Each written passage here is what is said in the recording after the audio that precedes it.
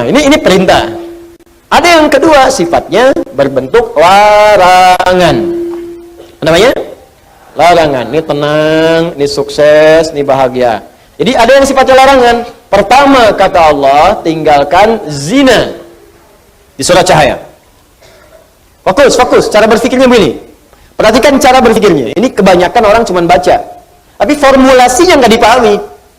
Sehingga parameter tingkat keberhasilan mengkaji ayatnya itu nggak muncul.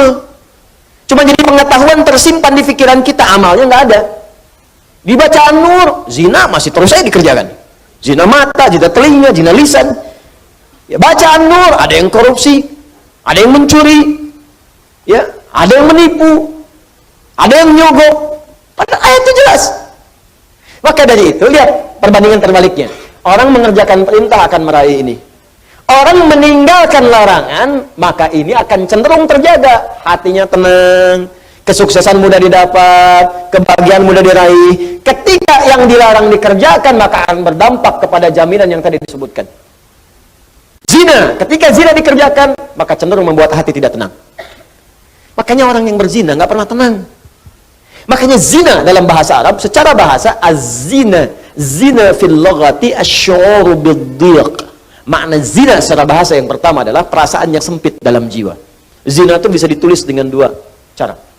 Begini, zai, kemudian nun, alifnya ke atas. Ini bahasa orang Najdin, zina. Ada bahasa orang Hijaz, zai, kemudian nun, alifnya ke bawah begini, zina. Ya. Bisa ditulis dengan dua cara. Ini alif yang tadi saya sebutkan, alif bisa begini, tegak. Bisa begini, ke bawah. Az-zina fil lughati lahu ma'anin katsirah wa minha asy-syu'ur bid-dhiq. Zina secara bahasa memiliki banyak arti. Di antara makna yang paling populer, yang pertama adalah perasaan yang sempit di dalam hati. Makanya orang yang berusaha untuk berzina, awas, hati-hati, melanggar ketentuan Allah, kata Allah tinggalkan, dia kerjakan. Itu pertama akan menyebabkan hatinya terasa sempit. Sering gelisah. Makanya jangankan mengerjakan yang secara istilah, benar-benar dikerjakan hubungan seksual. Baru mau muqaddimah saja, mata mau melihat gambar-gambar yang kotor, itu karena hatinya sempit, gelisah, gak mau ketahuan orang.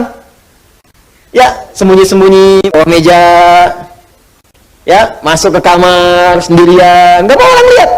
Kenapa? Karena sempit. Tuh, kan ketenangannya hilang. Orang tenang itu kan cenderung gelisah. Orang yang tidak tenang cenderung gelisah. Ya kalau orang tenang tuh biasa aja. Lagi baca handphone, mau lihat, gak apa-apa, silakan. Ya, berkata-kata, dengar, gak ada masalah. Tapi ketika ada orang berbuat hal yang dilarang tadi, berkata-kata nggak mau kedengaran orang. Makanya transaksinya tertutup. Pakai kode-kode. Ya. Di mana roti bisa ditemukan? Roti. Kijang satu. Kijang. Hewan yang disalahkan. Dicek. Makanya kata-katanya cenderung diarahkan kepada yang lain. Kupu-kupu malam. Kupu-kupu. Tuh. Buaya darat. Buaya aja nggak ada yang begitu. Ya, coba lihat kehidupan buaya. Iya, ada buaya yang berzina. Ya, buaya memang hidupnya begitu. Ya, jangan bayangkan. Saya mau katakan, orang yang melanggar ketentuan ini pasti hatinya gelisah. Alas, suami yang mencoba, pria yang mencoba kemudian bergaul di luar hal yang dibenarkan dan mencoba untuk berzina, pasti akan gelisah hidupnya. Puncaknya apa? Kesuksesan akan berpengaruh. Betapa banyak karir hancur gara-gara kemudian perbuatan ini. Ya, betapa banyak kebahagiaan hilang, hancur rumah tangga, berpisah kemudian, anak-anak kemudian jadi terlantar. Makanya mikir dulu, kalau ada orang sudah berumah tangga, ada anak, berpikir untuk berbuat yang ini, mikir anak-anak Anda, kasihan. Anda tega kemudian dia diolok-olok di sekolahnya, bapak kamu pezina ya? Ibu kamu selingkuh ya? Itu anak Anda mau berbicara seperti apa? Dia masih kecil. Butuh perhatian yang dalam. Makanya orang yang berbuat hal yang seperti ini, pasti pertama akan terganggu kemudian ketenangan jiwanya.